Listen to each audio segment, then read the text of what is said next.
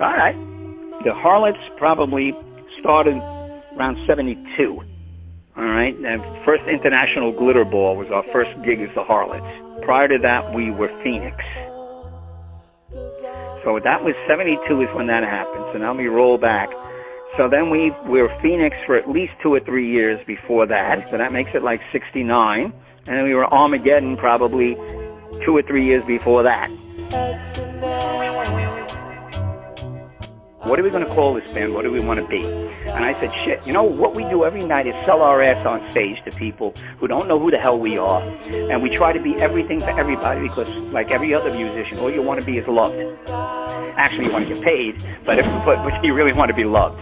And so what is that but being a harlot? So you're selling your body and you're selling your face and everything else, so let's paint and be harlots. I loved the idea that I was Gene, so I could be Jeannie Harlot, which was like Jean Harlow, you know. So, wow, that's cool for me. Chris, well, you're Chrissy Harlot, you know. And Frank, you're Frankie Harlot. And so everybody became, got the last name Harlot, despite their real names. And Doug loved it because he said it helped him gain a new persona, which he was a musician and a writer and more folksy than anything else. He really loved Neil Young and people like that. You know, this is where his head was at, musically speaking. And when he got into the Harlots, he suddenly started to change and adapt. And as time went on, over the first year or so of playing and doing things, everybody in the band started to develop a stage persona that was different from the one that they came in with. Performance art, more than just pure rock and roll. Some of the costuming was done for effect, but it was really done also for us to illustrate what we were doing. So when we would do S&M I Can't Live Without You, I had a bullwhip naturally, which I would snap across the stage and so on. I would use that same whip to tie off a vein in my arm and shoot up with a hypodermic needle. It was not a real hypodermic needle, but one filled with stage blood. So when I would put my arm down, the blood would drip down my arm theatrically and so on and so forth. Almost every tune had an act that went along with it to illustrate what was going on. So I always thought we were a lot more like Alice Cooper, perhaps, or a little more like Bowie during Ziggy's stage than we were unfavorably or favorably in some cases compared with the Dolls. There's always that dichotomy. We wanted to be rockers. We wanted to be cool. We wanted to be artistic. But we didn't mind the idea that I called it multisexual. You know, later on, people they said things metrosexual and all of that business. Well, we were kind of multisexual. I always said that sex to me was always like a spectrum. And all people gravitate, depending upon where they're at, from one side of that spectrum to the other, and some places in between, and they may sample this and they may sample that, but that's what it's all about, and it's all the same, because the only thing you're really looking for is connection and love and getting off. But Doug, you know, when he would come to me with a tune, come to me with an idea for a tune, and I would say, this is a great idea, here's what I think we should do. And then I would say to Chris, you know, you should give a little bit of this, and Tony would say, all right, I want to do this on the drums, and it really became a collaborative effort after a while, and I was thrilled with the fact that my gang, because I always thought of a band as a gang, and I always thought that that's what you were doing. Musicians are scared people, but if you're a singer in a band, you got a gang. It's my gang versus your gang. And so I loved my gang, and I wanted my gang to be into the battle as much as I was. And they were. And Frankie became Bugsy, became crazed, became manic depressive, and unfortunately had all sorts of issues that went along with that. But for a while there was unbelievably interesting as a character. And everybody developed that stage persona, but they also carried it over into their life, and we became obnoxiously annoying people who actually thought we were stars before we were.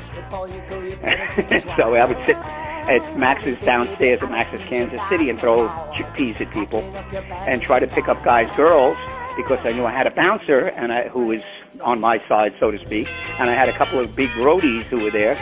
This is a la Frank Sinatra. Later in his career, he could do anything he wanted because he had people to protect him.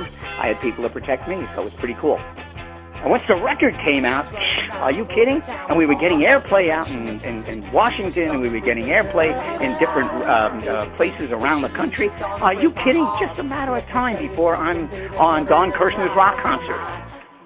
And, of course, when the record label didn't follow up on it because they were being investigated for payola, and the whole thing fell through, and, the management couldn't do anything to get our contract salvaged from the record company. By the time they did, people weren't interested anymore. It was done. And so, to me, the ultimate depression went from that high to that low, and then I looked in the mirror and said, you deserve it, you fuck. But I was trying to pick up those guys and girls. We were trading off on the idea. We weren't just hitters in grease paint. All right, I think we were categorized as these greasers. All right, in makeup. That wasn't really us to some degree, though it was closer to that than being multisexual. But what we projected was the image of multisex, because that's what I really believed. I believe Jeannie Harlot was a character that I created to some degree, and he was the rock and roll star character that I always wanted to be, which meant everybody wanted him, male, female, and everything else. And he would dally, but never actually go, unless it was something special, because he basically had a heart. All right, that was the character. And so when we played a place called, there was a club up in Boston we played called The Other Side, which was a gay club, and we played a week up there. And they loved us, naturally, and they loved everything about it. But I remember there was a guy who was Sylvia Sidney, like the actress Sylvia Sidney. But he was a great drag queen. And he looked at me and said, Jeannie Harlot, you are not gay in the slightest. He said, you are so fucking macho underneath it. It really sucks because you're really afraid of being gay. But part of you kind of likes the idea. And so I flirted with that intellectually, but never really more than that. But I liked the idea that I was wanted by both guys and girls, and I loved the idea that there were guys who would buy me drinks and try to date me. We can just take cool dude and foxy lady. He's a cool dude and she's a foxy lady, and then she's a cool dude and he's a foxy lady, which is, again, that's exactly the characterization. Some nights we would be female, some nights we would be male.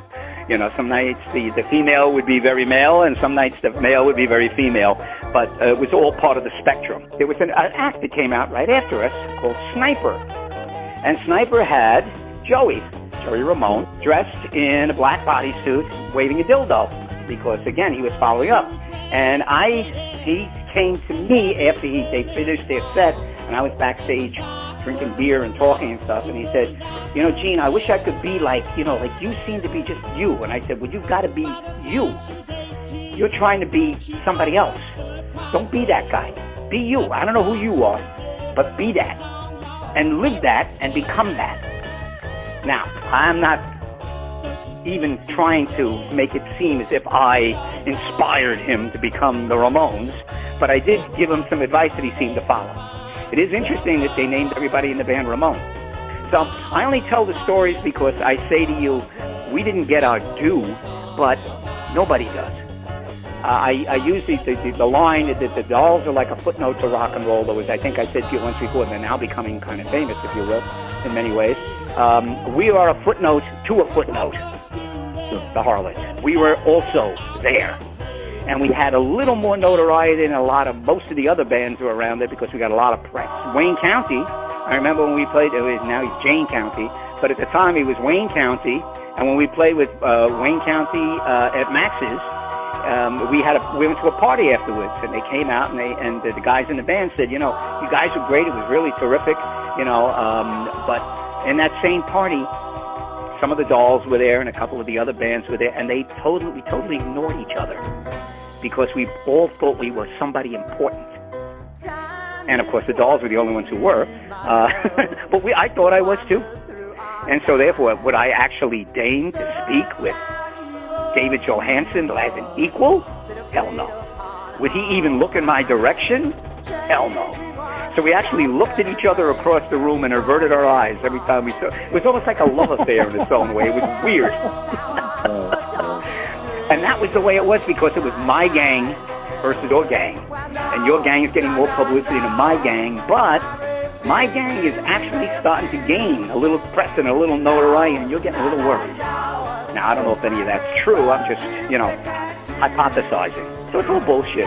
Does it really matter? Who had the record? They did. Who was on TV? They were. Thank you for spending the time and making the effort to listen to everything. It was cool.